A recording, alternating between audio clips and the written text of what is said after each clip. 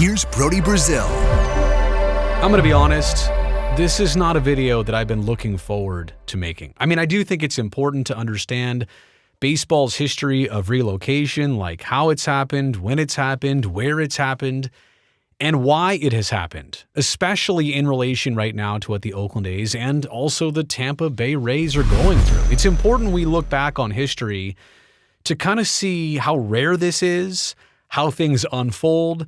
Maybe that'll help us understand the present to actually look back at the past. So we actually need to begin in 1902 when the Milwaukee Brewers become the St. Louis Browns. The Milwaukee Brewers of the American League were the first professional baseball team in Milwaukee, though they would not be the last, nor would this be the last time a baseball team relocated from Milwaukee. They played in Milwaukee from 1894 to 1901. The Brewers started out as a minor league team as a member of the Western League. It was then later renamed the American League. At the end of the 1900 baseball season, the American League would break away from the national agreement and become a competing major league. The Milwaukee Brewers were one of two teams that were not thrown out of the league. 1901 would be the only season in play or of play in Milwaukee. After a last-place finish, the Milwaukee Brewers moved to St. Louis and became the St. Louis Browns in 1902. The Milwaukee Brewers get their name from, obviously, beer brewing in the industry that is prominent in Milwaukee. Okay, doesn't take long for our next relocation. 1903, the Baltimore Orioles become the New York City Highlanders, eventually the Yankees. The New York Yankees have their roots in the city of Baltimore. Did you even know this? When the American League was reorganized, 3 more teams were added. One of those teams were the Baltimore Orioles in 1901. The Baltimore Orioles got their name from Maryland's state bird, which is called the Baltimore Oriole. There were plans for the American League to give New York City 2 teams. However, the New York Giants of the National League rejected this idea. A team was given to Baltimore instead. Ironically, the Baltimore Orioles would move to New York City in 1903, becoming the New York Highlanders. This move took place after finding a baseball stadium available to them. The Highlanders played in Hilltop Park in Upper Manhattan. The Highlanders would then change their name to the New York Yankees in 1913 after being relocated from Hilltop Park to the Polo Grounds. The Polo Grounds were obviously located at a lower elevation than Hilltop Park, so they had to come down off their highland and become the Yankees later on. But yes, the Yankees actually started out as the Baltimore Orioles. Okay, let's actually now move ahead 50 years. No relocating for half a century until 1953, the Boston Braves become the Milwaukee Braves.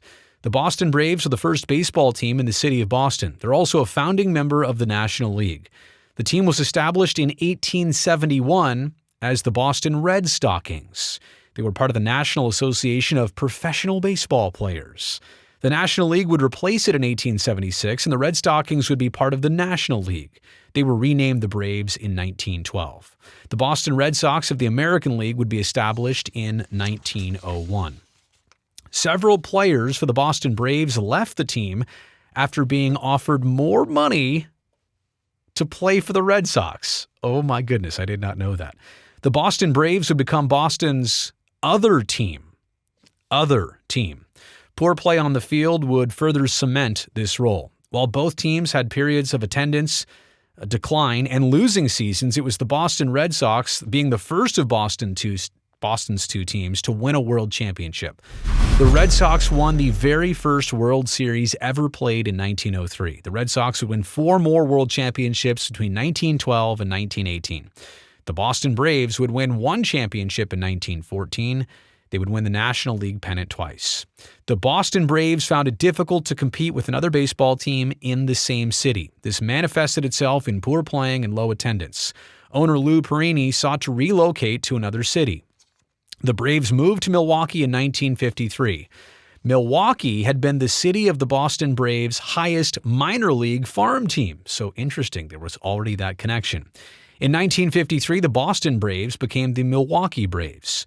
This marks the first in 5 decades that a major league team relocated. It was also the first time a team moved westward in 5 decades. This also marks the first time that Milwaukee would have a major league team, since 1901. All right, doesn't take long to get another move. The next year, 1954, the St. Louis Browns become, the Baltimore Orioles. Baltimore gets its team back. In 1902, the Milwaukee Brewers became the St. Louis Browns. The St. Louis Browns were the city of St. Louis's American League team. The St. Louis Cardinals of the National League were already established and a popular team. The St. Louis Browns frequently had poorly playing teams, while the Cardinals were more successful. In 52 seasons of playing in St. Louis, the Browns only won the American League pennant once in 1944. Ironically, they would play against and lose the 1944 World Series to the St. Louis Cardinals. Wait a second. In 1944, the World Series was St. Louis versus St. Louis? I did not know that. I hope this video is educational. By the way, thumbs up, and don't forget to subscribe if you're finding this interesting so far. So this marks the only time a World Series would be played only in the city of St. Louis. So there we go. As with the Boston Braves, the St. Louis Browns struggled to compete with another team in the same city. The Browns had far less success in winning games than the Cardinals. The team struggled with attendance compared to the Cardinals. 1953 marked their final season. In 54, they moved to Baltimore and became the current Baltimore Orioles. They're currently the second Major League Baseball team in Baltimore, having the same name as Baltimore's first Major League Baseball team, right? So the second iteration of the Baltimore Orioles. This relocation is unique because it features a Midwestern team moving east to become an East Coast team. You understand that over time, the evolution has been to come west. This is one of those rare instances when a team went out east. Okay, let's move on a little bit closer to home. And how about in 1955, the Philadelphia Athletics become the Kansas City Athletics? Well before they'd ever become the Oakland Athletics, but I digress. So 53, 54, 55, we've got multiple relocations in Major League Baseball. The city of Philadelphia is another one that contained two teams. The Philadelphia Phillies of the National League were established first. The Philadelphia Athletics of the American League were founded in 1901. For several years, the Philadelphia Athletics were successful, winning 6 American League pennants and 3 World Series championships during their first 13 seasons. Although the team would be in a decline for a decade after its initial success. The team would have success again in the late 1920s and early 1930s. After this, both the Phillies and A's played poorly for several years. In 1950, the Philadelphia Phillies, they won the National League pennant. This would make the Phillies the more beloved of Phillies' 2 baseball teams. Low attendance, financial problems, and its location in a declining section of Philadelphia marked the Philadelphia A's final years. Businessman Arnold Johnson bought the team in 1954. He also owned Municipal Stadium in Kansas City. The Philadelphia Athletics moved to Kansas City in 1955. This marks another geographic location from the U.S. East Coast to the Midwest. All right, then we wait a couple years, and in 1958, the Brooklyn Dodgers become one of 2 New York teams to come out to California. The Brooklyn Dodgers become the Los Angeles Dodgers in 1958. The Brooklyn Dodgers were one of 3 baseball teams in the United States' largest city, New York. They were also one of 2 New York baseball teams in the National League. The Brooklyn Dodgers, as their name suggests, played in a borough of Brooklyn. They had a history of success and high attendance with several National League pennants and a World Series title in 1955. The Brooklyn Dodgers would also break baseball's color barrier, with Jackie Robinson playing for the Dodgers, making him the first African-American to play Major League Baseball in its modern era. The Dodgers had a decent history in Brooklyn. They also had unsuccessful years in Brooklyn. What influenced the Brooklyn Dodgers to move to Los Angeles was the inability to obtain a new stadium in Brooklyn during the late 1950s. This was a period of success in Brooklyn. Owner Walter O'Malley was promised a new stadium in Los Angeles. In 1958, the Brooklyn Dodgers would move to Los Angeles, becoming the Los Angeles Dodgers. The LA Dodgers would continue the success they had in Brooklyn. They were one of 2 teams to move to California in 1958. And on that note, you know the other. the New York Giants became the San Francisco Giants in 1958. And fun trivia, by the way, this is not on the article I'm reading from here. Did you know that Major League Baseball put another team in New York, called them the Mets, and gave them the colors blue and orange? Why? Because the Dodgers left, their color was blue. The Giants left, their color was orange. They created the colors of this new team to honor the other two departed teams. Yep, that's how the Mets got their colors of blue and orange. Okay, 1958. The New York Giants had wavering periods of success and failure when it came to playing and also in finance. For the most part, the New York Giants had high levels of success. During the 74-year period when the Giants played in Manhattan, they won 2 world championships and 17 National League pennants. Their best eras came in the early 1920s, the 30s, and the early 50s. However, their last 3 years in New York City were unremarkable. Attendance declined considerably, and the level of play among the New York Giants declined as well. The team was not profitable as it had been in the past. The Giants Stadium, the Polo Grounds, was located in a neighborhood that was decaying in the 1950s. The Polo Ground itself was in decay. Giants owner Horace Stoneman sought out playing in the same stadium as the New York Yankees, Yankee Stadium. He also sought to have a new stadium built. Both plans ended in failure. Horace Stoneman considered relocating the team. Once that location was once considered to be Minneapolis. However, the Brooklyn Dodgers were also trying to move to California. The Dodgers would not be able to move unless the Giants moved to California as well. Dodgers owner Walter O'Malley, as well as San Francisco Mayor George Christopher, convinced the New York Giants to move to San Francisco, which already had a stadium available. That's right, Candlestick Park. Seal Stadium. Hang on a second. Was it Seal Stadium first and then Candlestick Park? I think Candlestick was in the mix by then, but it was being built. Anyway, 1958, the Giants moved to San Francisco. Check me on the comments section below. Give me the history of Giants to where. How exactly did that go? Anyway, that's a catch though, huh? That the reason the Giants are in San Francisco and in California is because the Dodgers needed another California team to play against. Wow. 1961, the Washington Senators become the Minnesota Twins. The Washington Senators represented Major League Baseball in the United States capital city, Washington, D.C. This made the team Senators a fitting name. They played in D.C. from 1901 to 1960, and for much of the team's history, success eluded the Senators. A majority of their 60 seasons spent in D.C. resulted in a win-loss record below 500. The Senators won 1 world championship in 1924. The Senators won 2 American League pennants. The city of Baltimore would receive their Major League team back in 1954, and because Baltimore is 40 miles north of Washington, D.C., this would give the Washington Senators competition, as many Senators fans lived in Baltimore.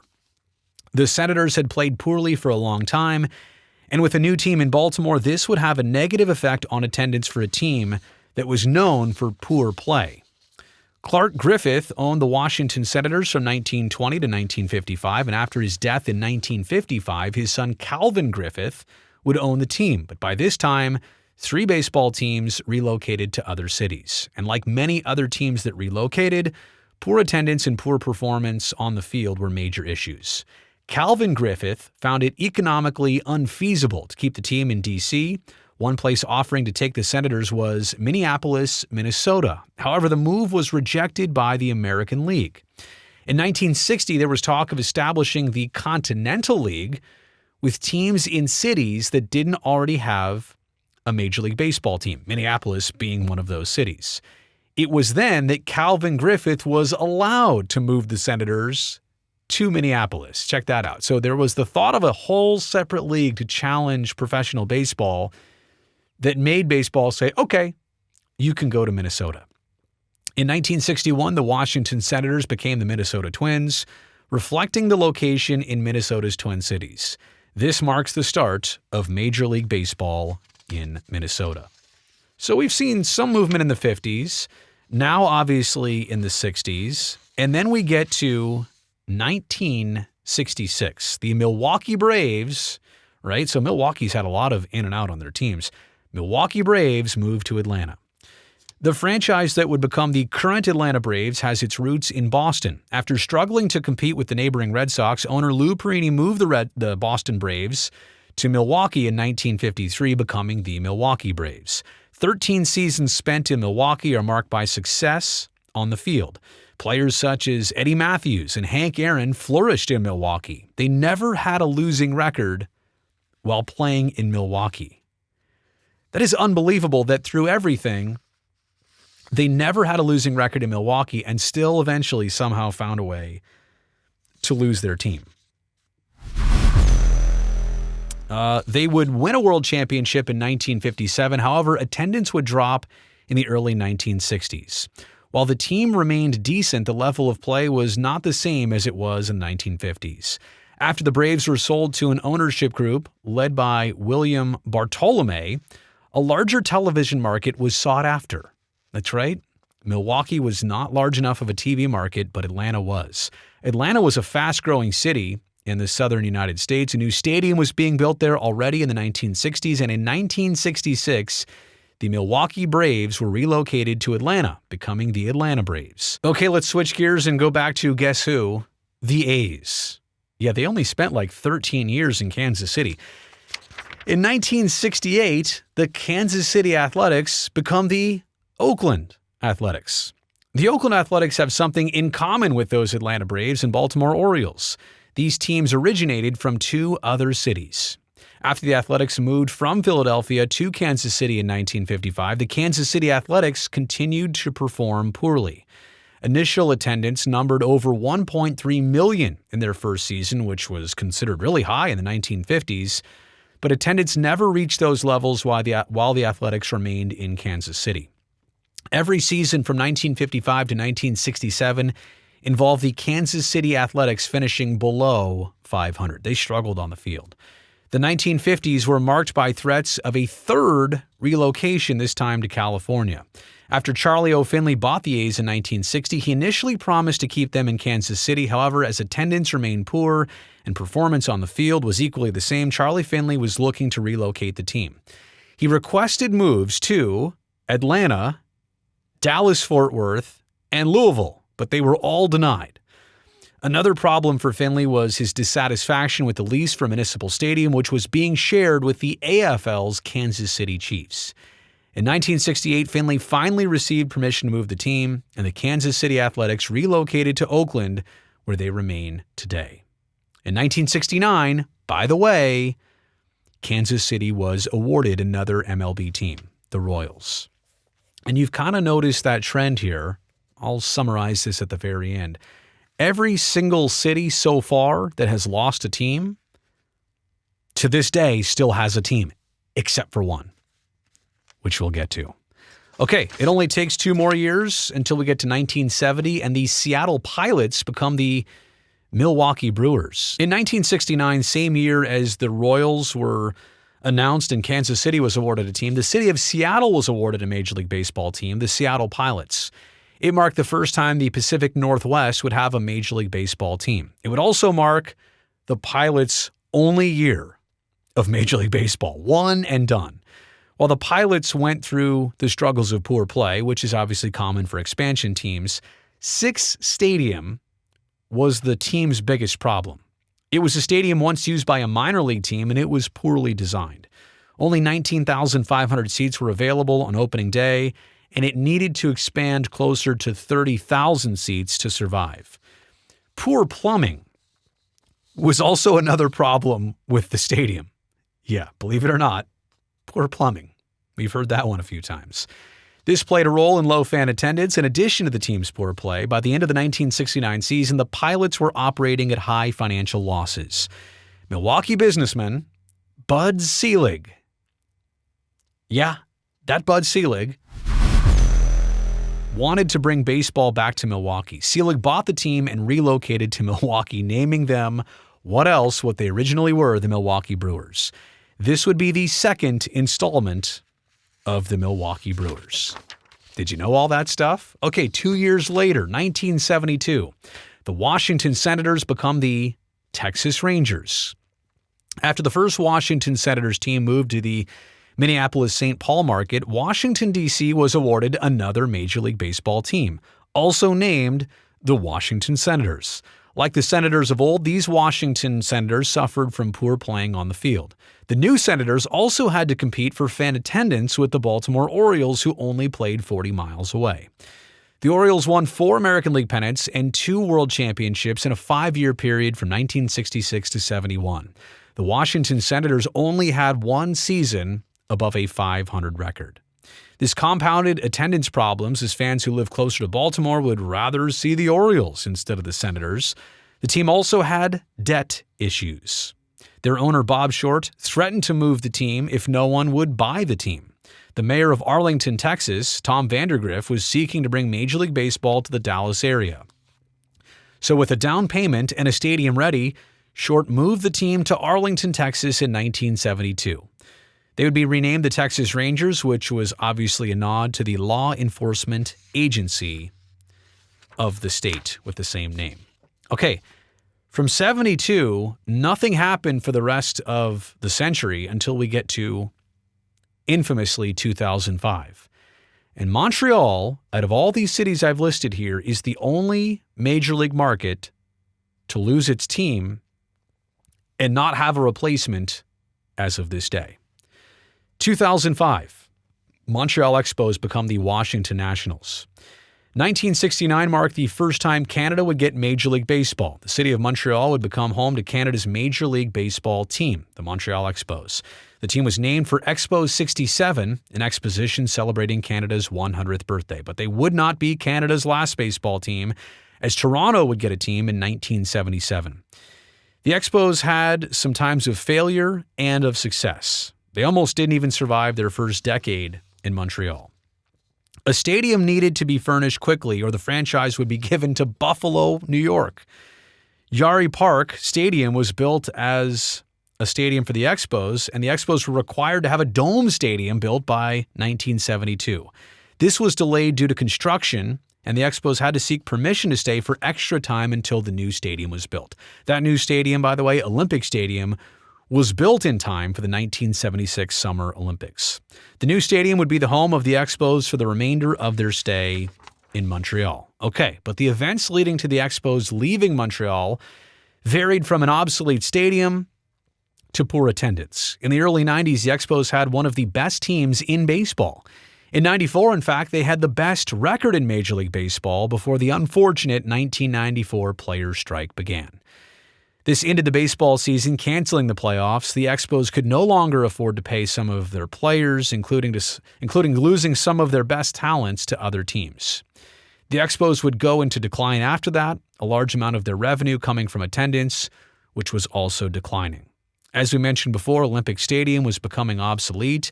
They had structural problems, including the roof. The roof was intended to open and shut, but mechanical problems put an end to this. There were also safety issues, especially after one of the support beams snapped. So a new stadium was demanded by owner Claude Brochu, and I hope I'm pronouncing that right. I apologize, I've never heard it before. I haven't heard it recently. Brochu. A location in downtown Montreal was recommended. The Expos played in a stadium in a relatively remote part of Montreal. That was Olympic Stadium, which still stands to this day, by the way. The idea was that a stadium in downtown Montreal closer to businesses and restaurants would attract more people. Quebec's premier, Lucien Brichard, rejected any proposal to provide public funds for a new stadium. The Expos played their final home game at Olympic Stadium on September 29, 2004. In 2005, the Expos were relocated to Washington, D.C., becoming the Washington Nationals. This would represent the first time D.C. had an MLB team since 1971. So you can see some things in common here. Struggling performance, struggling attendance, cities with multiple teams in the same market, stadium approval issues. I mean, a lot of this still continues today. Talk with the Tampa Bay Rays, talk with the Oakland A's, talk about expanding teams. Not much has changed here. This doesn't happen very often. Yeah, the last time a baseball team moved was 2005, but before that, you have to go back several decades. And it has only happened here, to my count, 13 total times over 120 plus years. So fortunately, it doesn't happen very often, but it's still something pretty severe and daunting and jolting to whatever community loses their baseball team. Hey, thumbs up on this video since you made it here all the way to the end, and don't forget to subscribe so that I can see you next time.